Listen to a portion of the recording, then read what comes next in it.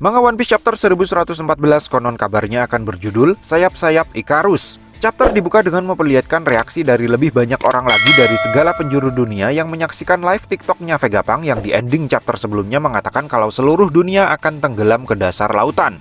Para marinir terlihat bingung mendengar pernyataannya Vegapunk itu, sementara Fleet Admiral Akainu terlihat geram mendengarnya. Di waktu yang sama, di dalam penjara bawah laut Impel Down, Don Quixote Doflamingo juga terlihat sedang berbicara dengan Magellan membahas tentang statementnya Vegapunk itu. Doflamingo bilang kepada Magellan kalau mereka sebaiknya segera pindah ke tempat yang lebih tinggi lagi. Setelahnya kita bisa melihat lebih banyak lagi reaksi rakyat jelata dari berbagai belahan dunia sebelum kembali ke Egghead Island dan mendengar pidato yang isinya lebih daging lagi.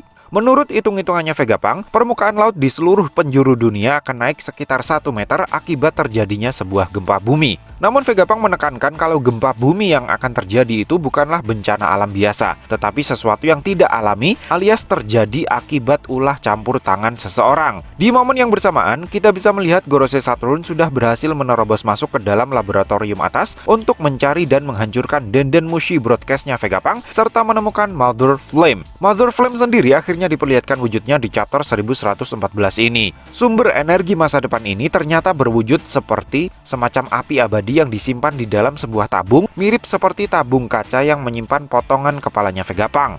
Selanjutnya pidatonya Vegapunk akhirnya nyerempet juga tentang masa 900 tahunan yang lalu dan bagaimana dia sudah tinggal sejengkal lagi berhasil menciptakan matahari. Mendengar hal itu, Imusama juga terlihat bereaksi meskipun dalam diam di kediamannya di Marijoa. Vegapunk kemudian mengatakan kalau dosa keduanya adalah dia telah melanjutkan penelitian tentang Poneglyph yang dulu pernah dilakukan oleh para peneliti dari Ohara. Ya, meski Vegapunk mengaku masih belum tahu segalanya tentang masa-masa Void Century itu, tetapi dia memutuskan untuk menceritakan apa yang sudah diketahui sampai sejauh ini. Vegapunk lalu memulainya dengan menceritakan tentang seorang pemuda yang lahir 900 tahunan yang lalu di sebuah kerajaan yang teknologinya sangat maju. Pemuda itu memiliki karakteristik tubuh yang bisa melar seperti karet, seperti layaknya dewa mataharinya bangsa Elbaf. Pemuda tersebut bernama Joy Boy, dan dia adalah orang pertama di dunia yang berlayar mengarungi lautan dan menjadi bajak laut pertama dalam sejarah umat manusia. Bersamaan dengan pidatonya Vegapunk terkait Joy Boy itu, kita bisa melihat Luffy yang sudah kembali ke mode Gear 5-nya lagi yang tengah mencoba untuk menyerang Gorosei Mercury kembali. Spoiler pun kemudian ditutup dengan informasi bahwa setelah chapter 1114